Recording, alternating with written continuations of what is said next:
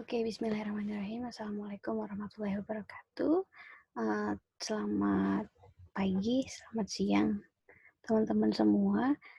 Minggu ini kita masuk minggu ke materi kedua, di mana materi kedua ini bicara soal model-model manajemen sumber daya manusia. Nah, kalau kemarin kita sudah bicara konsep dasar manusia, kemudian sudah dijelaskan juga apa sih fungsi manajemen sumber daya manusia, MSDM bagi birokrasi ataupun organisasi publik. Nah, hari ini kita akan mencoba mengidentifikasi model-model manajemen sumber daya manusia yang digunakan di negara-negara, khususnya di negara-negara berkembang dan juga negara maju ya. Kemudian kita nanti juga bisa mengidentifikasi Indonesia pakai model manajemen sumber daya manusia yang mana gitu ya. Nah, sebelum masuk ke materi, teman-teman, kita sudah punya handbook yang bahasa Inggris, nanti silahkan dibaca. Tapi kalau misalnya butuh penjelasan yang bahasa Indonesia, kita juga punya buku yang teman-teman Pak Awang dan teman-teman termasuk saya menulis ya. Tetapi di situ kita mencoba mengkorelasikan dengan apa yang ada di handbook atau kita menyederhanakan apa yang ada di handbook. Tetapi kalau teman-teman masih penasaran atau pengen lebih detail, itu handbooknya tebel ya, jadi silahkan nanti dipelajari gitu. Nah, kenapa kita harus mengidentifikasi yang namanya model sumber daya manusia? Jadi disclaimer-nya adalah gini, dalam melaksanakan tata kelola SDM, sebuah institusi itu memiliki beberapa pilihan model tata kelola yang diterapkan terhadap pegawainya. Karena setiap negara, terutama ya, setiap negara itu memiliki potensi, memiliki kondisi, situasi, problem yang berbeda-beda.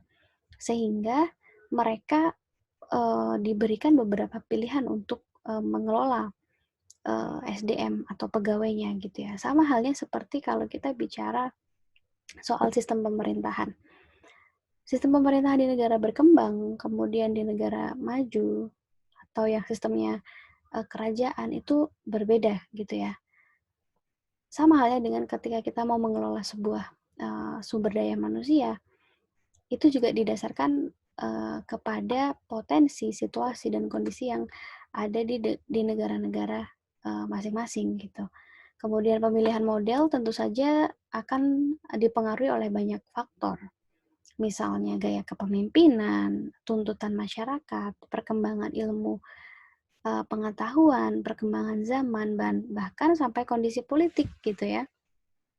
Kondisi politik ini yang tadi saya katakan bisa meliputi kondisi atau maksudnya sistem pemerintahan yang seperti apa gitu, sehingga dalam memilih model tata kelola itu ya banyak pertimbangan, bahkan mungkin faktor sebuah lingkungan itu juga bisa mempengaruhi terhadap pemilihan model tata kelola sumber daya manusia.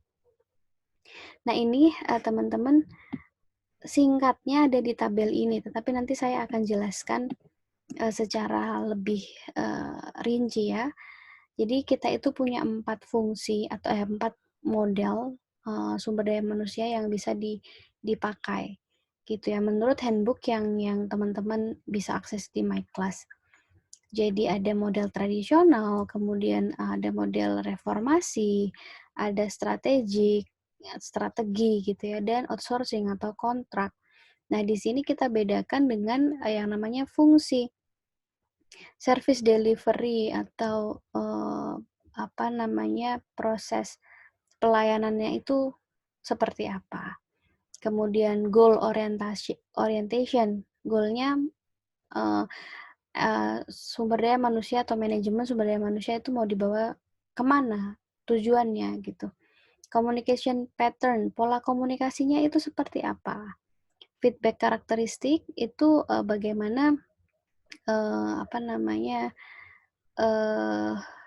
politik dan juga birokrasi itu menjalankan sebuah organisasi, itu feedback atau karakternya seperti apa, timbal baliknya seperti apa.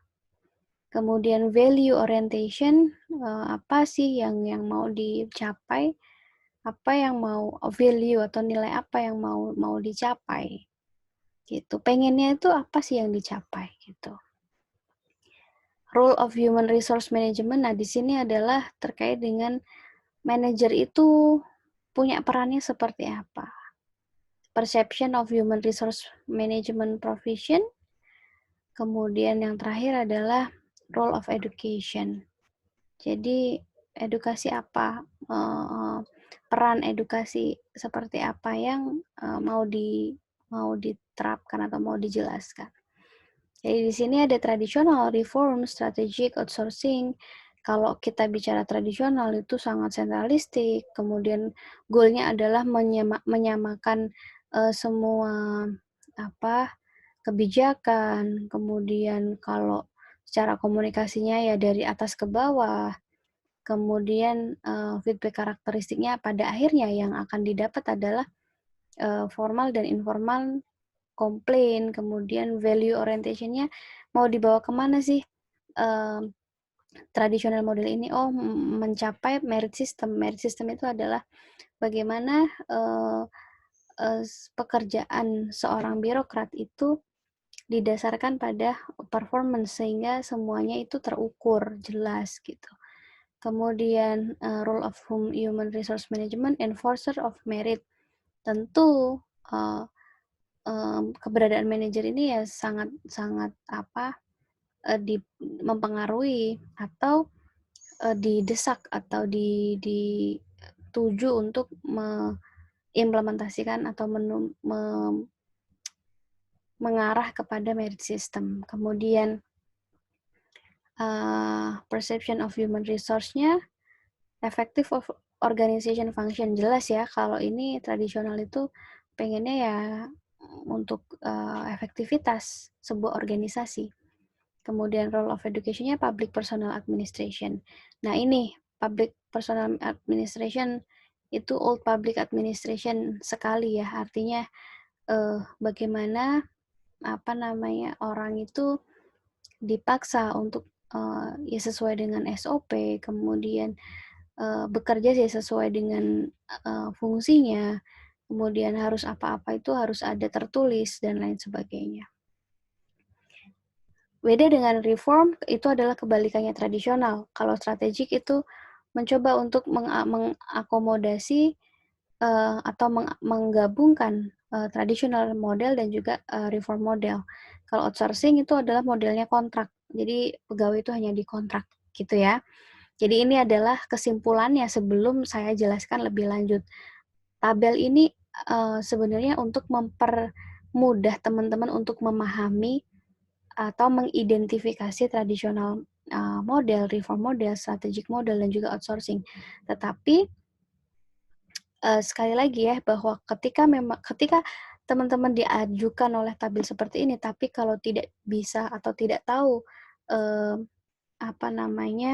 secara detail, walaupun ada tabel ini nantinya akan tidak bisa membantu untuk menjelaskan gitu apa yang dimaksud dengan two-way communication, multidirectional dan lain sebagainya. Gitu. Kemudian, nah ini pertama kita akan identifikasi atau menjelaskan soal model tradisional. Ya, pertama, model tradisional ini mempunyai ciri utama bahwa tata kelola SDM dibuat sentralisasi. Ya, jadi keywordnya adalah sentralisasi. Artinya pemerintah pusat yang mempunyai kontrol penuh atas proses pelaksanaannya. Jadi di model ini itu keywordnya atau key point-nya adalah model tradisional itu adalah model yang tersentralisasi. Jadi apapun segala prosedur, segala kebijakan, regulasi itu adanya di pusat. Daerah tidak memiliki kontrol atas kebijakan-kebijakan mengenai sumber daya manusia, manajemen sumber daya manusia, gitu ya. Nah, kemudian yang kedua, pola top-down seperti ini diperkuat dengan keseragaman aturan, kewenangan, kebijakan yang telah dibuat oleh pusat dan harus ditaati oleh pemerintah daerah dalam pelaksanaan tata kelola SDM. Nah, di sini ya, kenapa pola komunikasinya itu top down? Karena yang mau di goals-nya adalah adanya keseragaman aturan kewenangan kebijakan. Jadi contoh ya, kalau misalnya kita punya banyak pulau di Indonesia, kemudian ada misalnya kita sebut Sumatera, Jawa, Bali, kemudian Kalimantan gitu ya. Mereka tidak memiliki kewenangan, pemerintah daerah tidak memiliki kewenangan untuk mengatur tata kelola sumber daya manusianya. Karena dengan diterapkannya model ini berarti semua peraturan, aturan, wewenang, kebijakan itu adanya di pusat. Jadi kalau kita bicara soal gaji misalnya atau tunjangan, ketika di Jawa itu diberikan eh, tunjangan misalnya 1 bulan untuk yang asisten ahli 5 juta. Berarti yang di Sumatera dan juga di Kalimantan juga sama gitu. Karena apa? Karena semua keputusan, semua aturan, semua regulasi itu ada di pusat. Daerah tidak memiliki wewenang untuk menentukan soal tunjangan, gaji dan lain sebagainya. Beda lagi nanti kalau misalnya reform gitu ya. Kalau reform itu reformasi itu adalah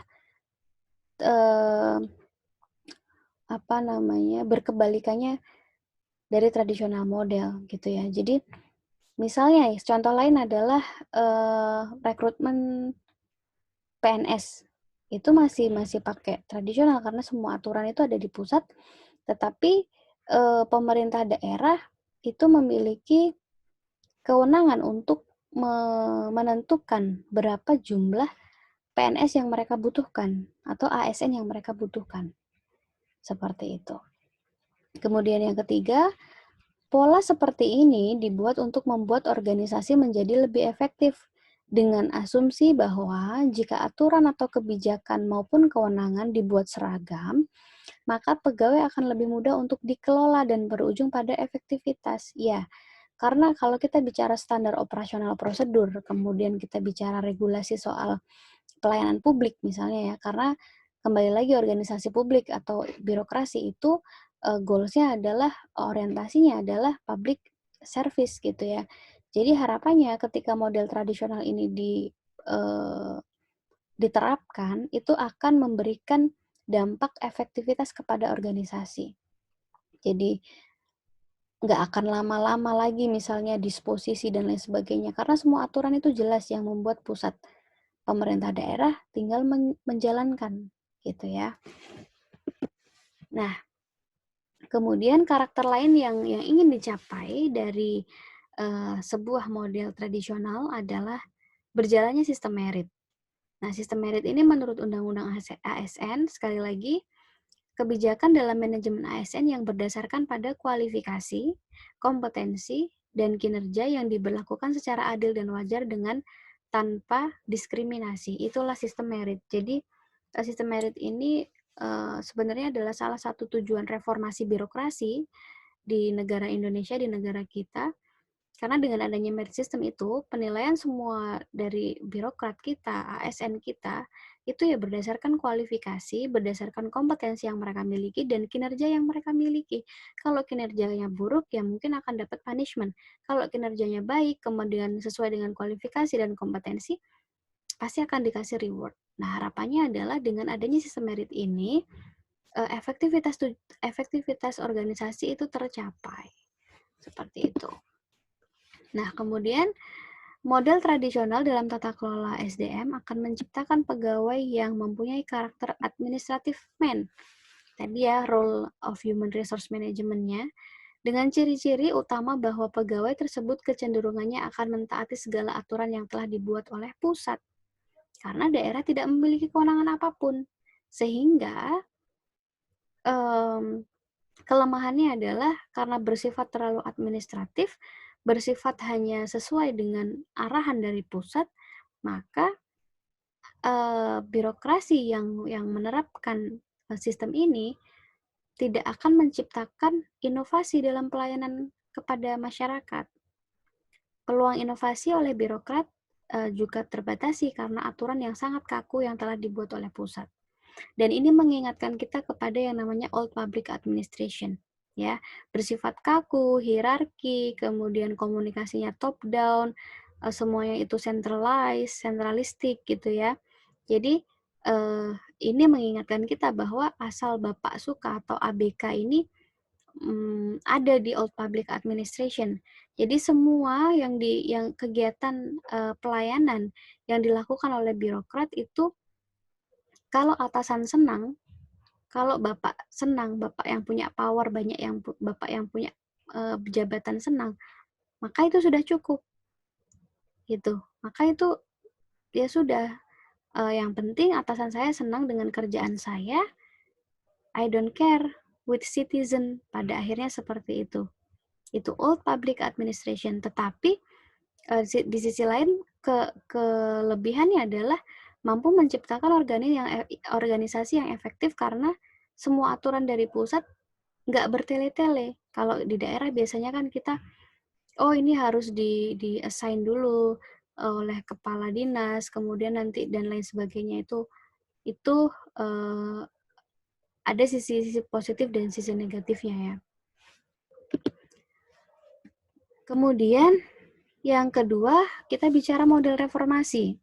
Nah, model reformasi ini seperti yang saya bilang tadi bahwa berkebalikan dari model tradisional. Nah, kalau model tradisional itu yang tadi kaku, kemudian sentralistik dan lain sebagainya, ciri utama dari model reformasi adalah pola desentralisasi dalam pengelolaan SDM. Jadi daerah itu diberikan kewenangan yang besar untuk mengatur pegawainya masing-masing. Ini yang juga kita terapkan di Indonesia. Karena di Indonesia ada otonomi daerah sehingga desentralisasi ini diterapkan. Sehingga daerah itu leluasa untuk mengatur sumber daya manusianya sendiri, tetapi tidak berseberangan atau tidak atau tetap mengindahkan aturan pusat. Jadi pusat itu hanya memberikan regulasi secara general, tetapi secara detailnya akan diurus atau akan diberikan kewenangan oleh daerah untuk mengaturnya, gitu.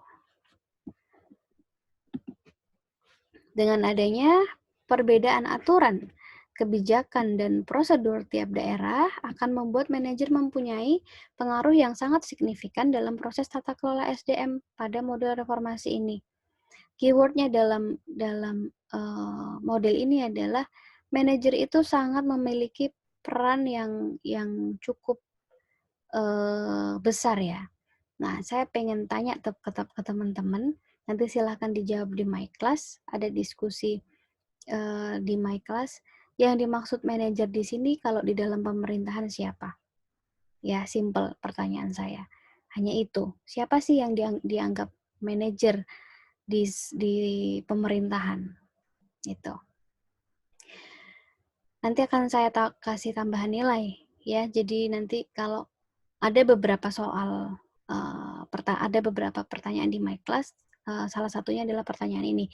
Bagi nanti yang jawab dan benar, nanti pasti akan ada tambahan nilai gitu. Oke, kemudian karakter kebijakan, aturan dan prosedur yang mempunyai ciri khas tersendiri untuk setiap daerah bisa membuat hasil pengelolaan SDM untuk setiap daerah berbeda-beda output-nya. Ya, karena kita tahu bahwa setiap kebijakan atau setiap aturan dan juga prosedur di setiap daerah itu memiliki potensi, problem, kondisi dan situasi yang sangat berbeda. Sehingga uh, sangat tidak mungkin kalau output-nya nggak berbeda, pasti output-nya berbeda. Kita lihat kondisi di Jawa dengan Papua pasti berbeda, gitu ya. Karena kondisi dan masalahnya berbeda dengan adanya yang di Jawa. Misalnya di Jawa bisa menerapkan sistem informasi manajemen dengan baik karena ada infrastruktur internet dan lain sebagainya. Tetapi kalau kita bicara di Papua, mungkin hanya beberapa karena belum meratanya pengembangan infrastruktur terutama internet di negara-negara terluar terpencil seperti itu ya. Jadi di sini keywordnya adalah peran manajer itu sangat penting dan sangat menentukan mau di mana, mau dibawa kemana SDM di pemerintahan itu. Di model reformasi ini memiliki pola komunikasi yang dua arah, artinya antara pusat dan daerah ada koordinasi dalam proses tata kelola sumber daya manusia. Kemudian model reformasi juga mempunyai ciri untuk mengejar visi dan misi organisasi melalui tata kelola SDM yang baik. Jika melihat beberapa ciri dari model reformasi, maka model ini memiliki kelebihan, yaitu terbukanya peluang untuk menciptakan birokrat yang inovatif sesuai dengan kebutuhan. Nah, disinilah manajer diuji, gitu ya. Manajer itu apakah mempunyai inovasi sesuai dengan kebutuhan daerah atau tidak. Kalau misalnya manajer itu tidak mampu dalam mengelola dan memanajeri sumber daya manusia, tentu saja hasilnya nggak akan baik, hasilnya tidak akan sesuai dengan standar, gitu. Makanya tadi saya katakan bahwa manajer itu memiliki peranan yang sangat penting di model reformasi ini. Model reformasi juga memiliki kelemahan, yaitu tidak meratanya kapasitas pegawai di setiap daerah, gitu. Ya contohnya tadi, misalnya soal diklat, soal, penggunaan internet dan lain sebagainya. Artinya ketika ada sistem ini, ya pemerintah daerah itu menyesuaikan dengan kondisi dan situasi. Tetapi kalau di tradisional ketika semua daerah harus memiliki sistem informasi manajemen yang baik gitu, mau tidak mau daerah harus mengerjakan itu. Tapi kalau misalnya di reformasi atau di model reform ini, kembali lagi harus disesuaikan dengan kondisi daerahnya. Apakah memungkinkan atau tidak, gitu. Oke, dengan model reformasi ini mengacu pada paradigma New Public Management, yang mana New Public Management ini juga masih diterapkan di Indonesia sekarang untuk mengelola sumber daya manusia di pemerintahan.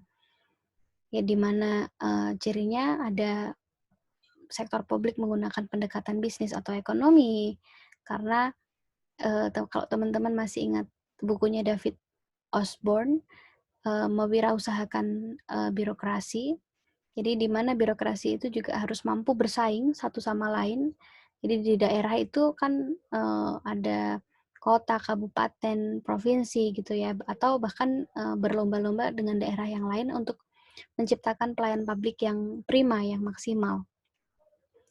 Harapannya adalah itu bisa dengan mewirausahakan birokrasi, menganggap bahwa birokrasi di daerah itu memberikan pelayan publik yang prima, berlomba-lomba yang mana yang baik, itu tentunya akan memberikan dampak yang signifikan baik terhadap pelayan publik di negara kita. Terminologi dan mekanisme terjadi sebagai transaksi pasar antara organisasi publik dan customer. Administrator diberi target dan tantangan untuk berinovasi atas apa yang telah dilakukan pemerintah. Make sense ya. Tadi sesuai dengan karakternya dari reform model dan lainnya gitu.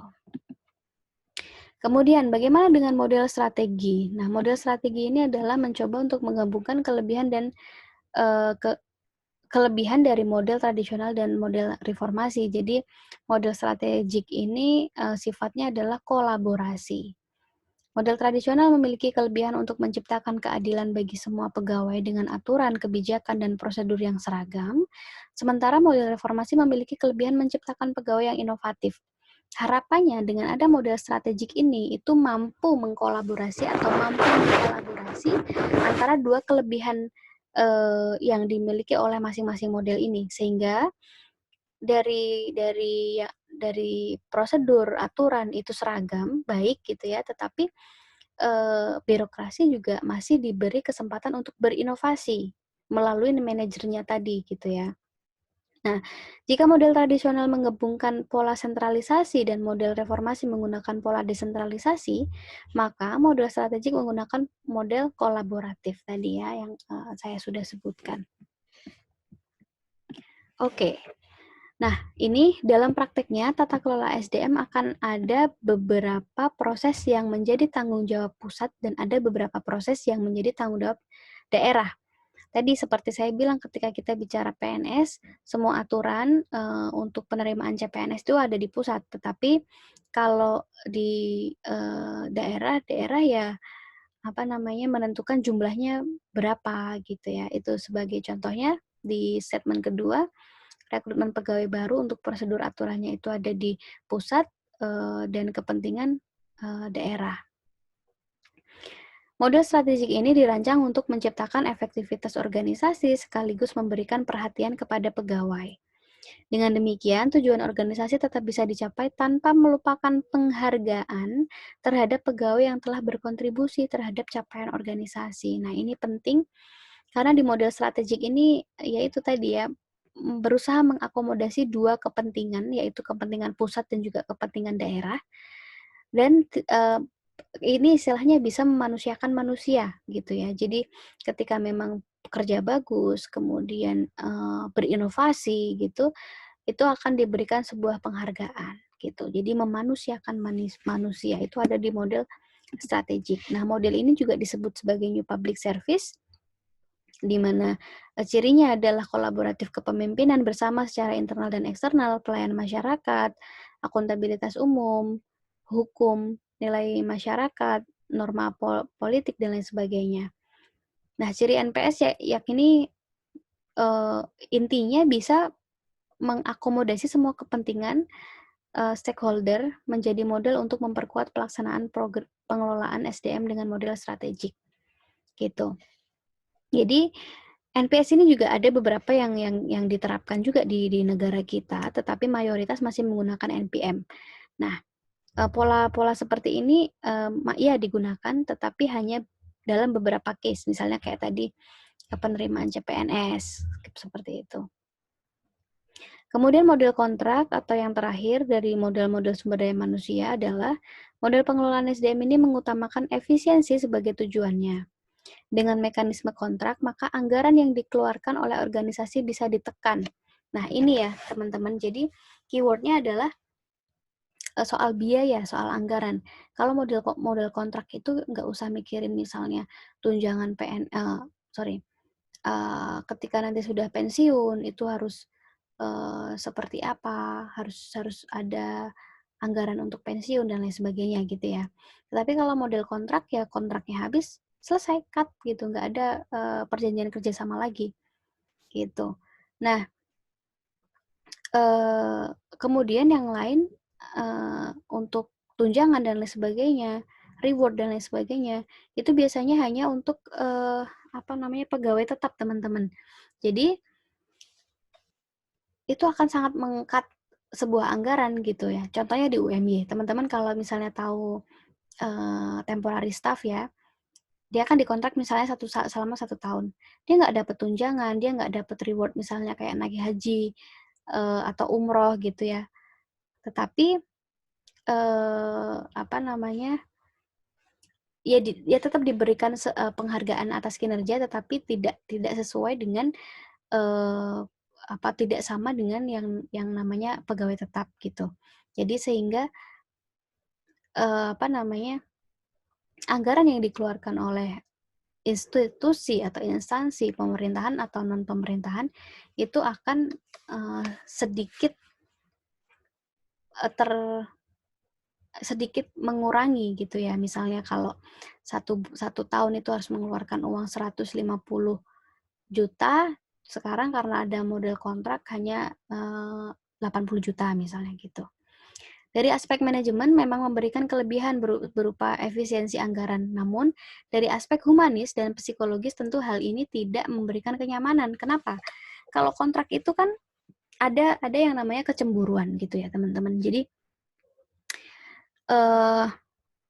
contohnya kalau misalnya kontrak itu kan nggak dapat tunjangan, nggak dapat hadiah yang karena sudah bekerja berapa puluh tahun kemudian diumrohkan, dihajikan gitu ya. Akhirnya akan mendapatkan atau akan menimbulkan sebuah kecemburuan antar satu pegawai dengan pegawai yang lain. Dampak yang lainnya juga terhadap psikologi itu adalah ketika kita tidak mendapatkan pekerjaan yang settle, itu juga akan menjadi sebuah pikiran. Karena ketika kontrak habis ya sudah kita harus berusaha mencari pekerjaan yang lain gitu ya. Nah, model kontrak ini disebut juga dengan model outsourcing, gitu.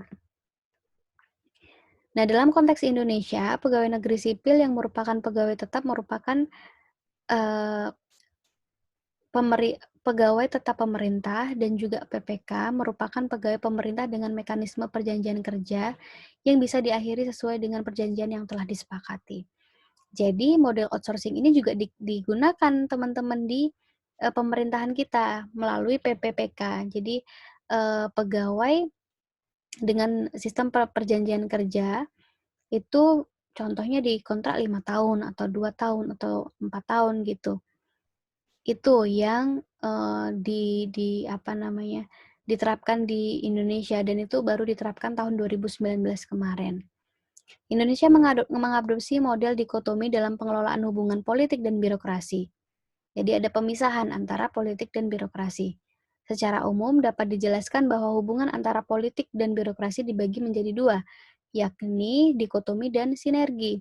Dikotomi Dikotomi itu adalah pemisahan ya antara politik dan birokrasi, sedangkan sinergi itu adalah kolaborasi untuk mengimplementasikan sebuah kebijakan dari politik maupun di birokrasi gitu.